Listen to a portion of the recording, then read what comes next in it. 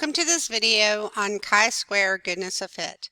By the end of this video, you should be able to complete a 4-step process chi-square test for goodness of fit and conduct a follow-up analysis when the results of a chi-square test are statistically significant. So we're still working with the Harvard discrimination against the Asian applicants scenario. So we have our data from the day before, and we're going to use an alpha of 0.05. So here's our hypotheses from the previous lesson. Our alpha level is going to be 0.05. And I went ahead and gave you the name of the test. We got to keep adding these procedures to in. So this is called a chi-square test for goodness of fit. So we want to check our conditions. So the random and the 10% are both the same. So what I want you to do is pause the video and check random and 10% and then come back. Okay, so we're going to assume that the admitted students are a random sample of the academic pool, and they actually say this up here. We're imagining that Harvard claims their admitted students are essentially a random sample from this pool of academic applicants. That's where this came from. And then the 10%, that 2023 is going to be less than 1/10 of all the top candidates. So our last one is expected counts. So before we've talked about normal, we've talked about n times p and n times 1 minus p for our proportions. For this, we're only going to do n times p. And remember, we already calculated these yesterday.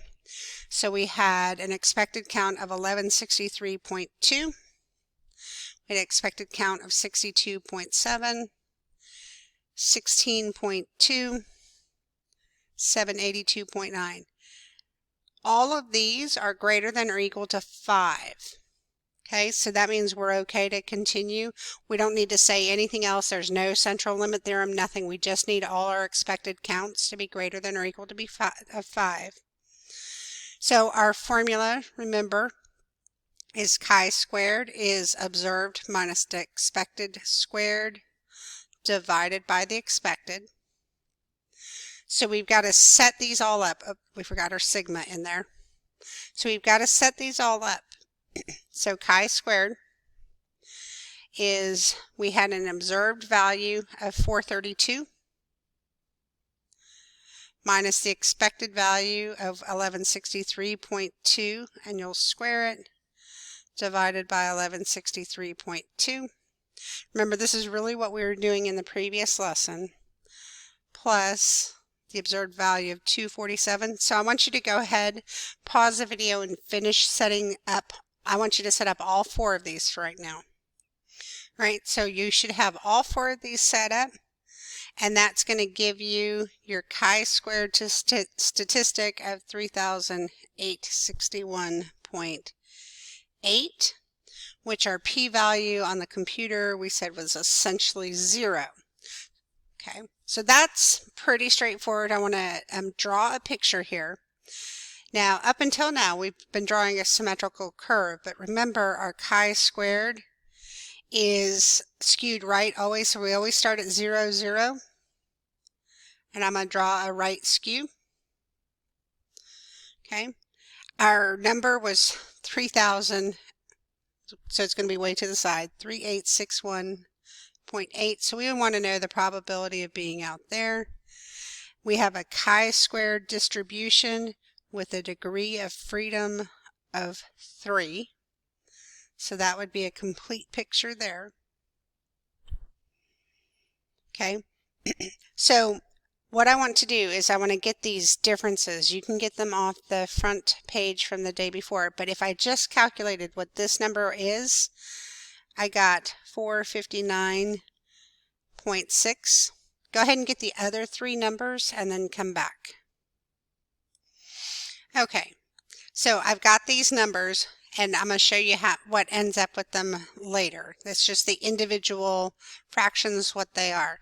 So what I want you to do is I want you to make a nice complete conclusion here, starting with the assuming your null is true, making that, interpreting the p-value, make a decision about your null, and then what does that mean for your alternative, and then come back once you've written that.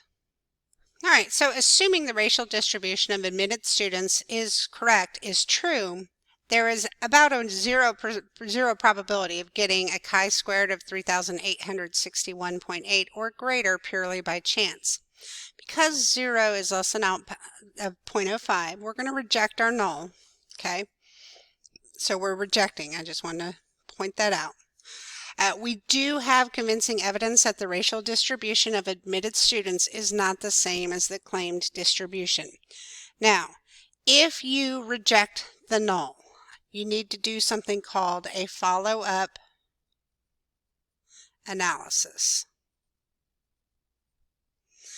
And what that means for your follow-up analysis is you want to look and see which one of these numbers, remember which individual piece contributed the most to our chi-squared statistic.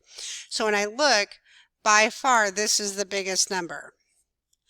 And that was for our African American students. They're the biggest contributor to chi-squared. So what we're going to say is the largest component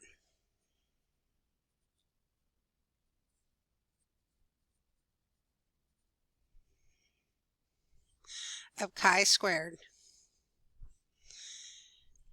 is 2007-17. So I'm telling what it is because there were more, and in this case it was African Americans.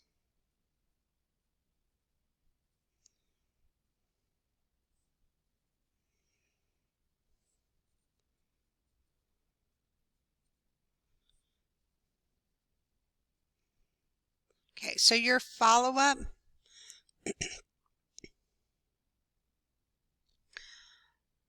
you're only going to do, you reject null.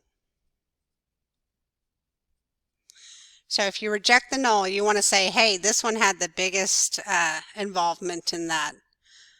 So it's just called a follow-up analysis. If we fail to reject, you're done. We will write our normal paragraph as always and be done with it. Okay, let's flip this over and summarize. There are some discussion questions, but we're going to move ahead with the summary here. So we had our conditions. Our conditions are very similar to what we've been doing. We had our random. We had our 10%. And we had our expected counts.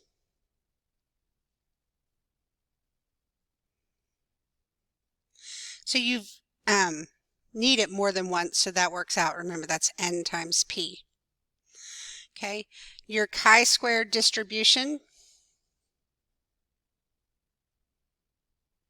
is always right skewed.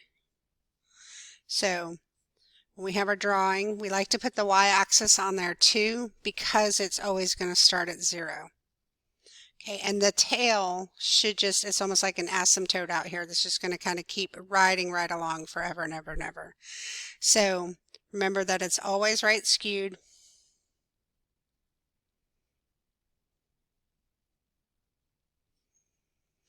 And it always starts at 0.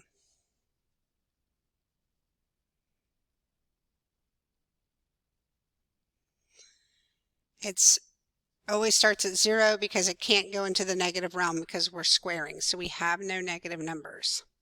The last thing I want to make sure that you take away from this is your follow-up analysis.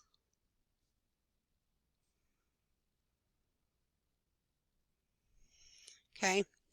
If, this is the only time you're going to do it, if your test is statistically significant,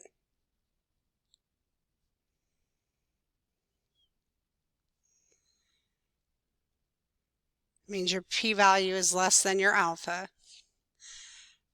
Find your largest component of chi-squared.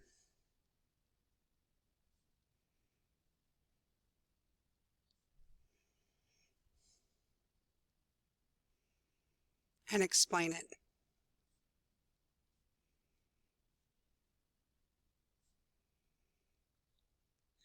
All right. So what I want you to do, do the check your understanding, check your answers with the key. I'll put a video link of a walkthrough of this whole problem from Skew the Script. It's a pretty good walkthrough, and he has some good side examples that are outside what we talked about that might be good to see. I encourage you to watch that. Let me know if you have any questions. See you in class.